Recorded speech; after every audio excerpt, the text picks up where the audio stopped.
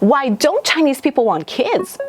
Recently, China has introduced a series of policies to develop a childbirth friendly society. They include support and subsidies for childbirth, childcare, education, housing, and policies that regulate employers so more parents can go back to work and more parents-to-be can feel free to have kids.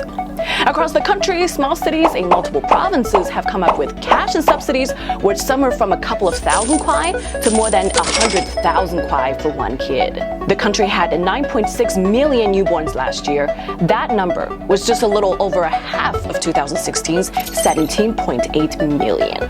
So why don't people want kids? Take a look at what I found. 其实只要你自己有一口饭吃，肯定是能给他带大的。但是就是怎么样成为一个相对来说优秀的一个人。其实是一个人的这种生活，但是如果说有一个小朋友的出现，那你肯定是要对他负责任的。觉得比想象的要吃力很多。我觉得可能是好了伤疤忘了疼，还是第一个孩子太天使了，然后又觉得自己可以，所以就再来一个二胎。从怀孕到生完他到上幼儿园，大概中间有4年就是没有工作的，终于熬出来要上班了，所以就没有想过再要的。每一个阶段都有不同的，大部分的精力还是会牵扯，尤其是对于上班的女性来说，最大的困难就是因为小孩没人带。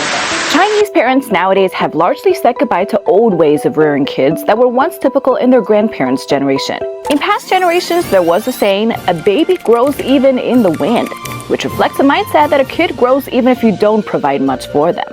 In a family with 3 to 5 kids and 2 working parents back in the day when China's GDP per capita was 300 kwai, there wasn't much to provide anyway. But now young adults in a modern world, many who grew up as an only child themselves, hope to practice responsible parenting for every child they might have, giving these kids the same level of attention as they received. On the social media app Xiaohongshu, readers jeer at posts about impatience towards little kids and incompetence in providing a good living for them. People write comments like, if you can't provide for the baby, then don't have a baby. Under modern living stresses in a city like Shanghai, hopes to provide the best childcare mean you either have one at-home parent or pay somewhere around 10,000 kwai a month for a caretaker, or have one or more grandparents take care of the child and possibly encounter daily family tension over how to raise the child. These are real costs, both financial and psychological. Having more children means these costs increase exponentially. Thus, having as few children as they feel ready to raise helps make sure the caretakers are responsible, the parents can stay patient, and can offer sufficient love and attention for each kid. Across the world, it seems to be a universal issue as societies come to a certain level. Benefits are being provided in some of China's neighboring countries that are deeper into the same problem, while in some other countries, childcare costs remain very, very high. A new policy in South Korea provides the family of a single child born in 2024 and after a total of $22,100 in cash over the course of 8 years. In the United States, Joe Biden said in his mumbling, terrible debate with Donald Trump that he wanted to lower daycare expenses so more parents can go back to work.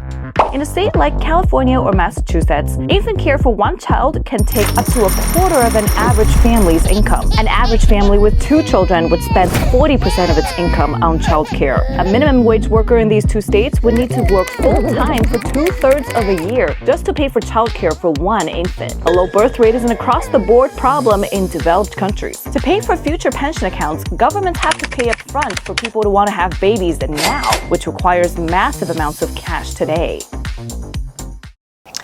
Yeah, but China is still in a way unique. Think about that widely spread conception/misconception that people in China all grow up to be straight A students. Chinese parents around me, for example, who's a parent myself, stress out daily about almost everything. They're stressed out about the poop, about potty training, about language development, that the kids' daily appetite, their growth curve, and the kids have not even started preschool. In the Chinese mindset, the attention on better education and growth just turns that sense of responsibility into a huge mental storm for mothers and the entire family. Me as a mom with a 2-year-old, take a look at my daily mental status. My daughter, she doesn't know her name. She's not potty trained. She wants me to hold her to sleep. Being mom is to be in this nursery for God knows how much time. The young lady is still trying to sleep. It is 1 a.m. There isn't one day when you don't feel like you're on the verge of a nervous breakdown or physical collapse. This was me, but any mom who has a less than 3-year-old would tell you there isn't one day they don't feel like they're scrambling and coming up with new tricks to deal with the baby. And here, affordable daycare helps tremendously. But the crazy thing is, in a city like Shanghai, generations ago, daycare was free and accessible, and then daycare disappeared. And now they're coming back to the communities again. Why? What happened? After 1949, with China's abundance of state-owned enterprises and production facilities, childcare was both free and convenient. The government wanted as many women to join the workforce as possible, which was part of the Women's Liberation Campaign. So women, bring your baby to work. There were breaks when you could go to the factory's nursery and breastfeed your baby. Busy? Other breastfeeding moms took turns to nurse the same group of kids.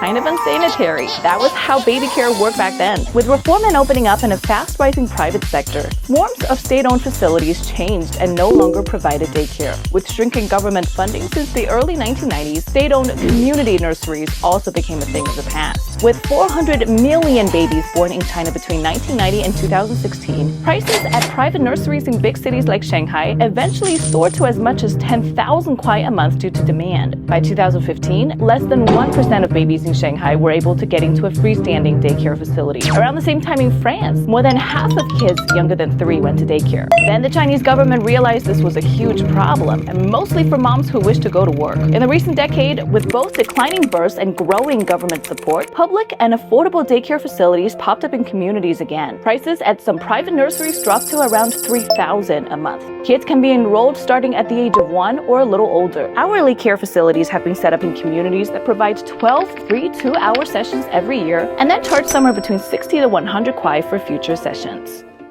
Yeah. Here in China, we need more reliable, accessible, and affordable daycare because it heavily influences a couple's decision to have their first and second kids. Think about it, it's really a circular issue. If you can't have easy-to-access daycare that maybe even babies younger than 1 can go, then you can't have more women that can feel free to go back to work. If women can go back to work, then employers wouldn't feel free to hire more women of childbearing age. If you don't have more tolerant employers, you won't have more women that can feel free to have more babies. But again, kids do grow up to be older than 3, and you have another set of problems that are constantly swarming your way every step of the way. Here in China, you'd find a tutor for any school subject. But even if you travel the world, you wouldn't find any tutors for parents. For the past 5,000 years, no Chinese parents felt like they needed one. It's just funny that they felt like they kind of missed one today.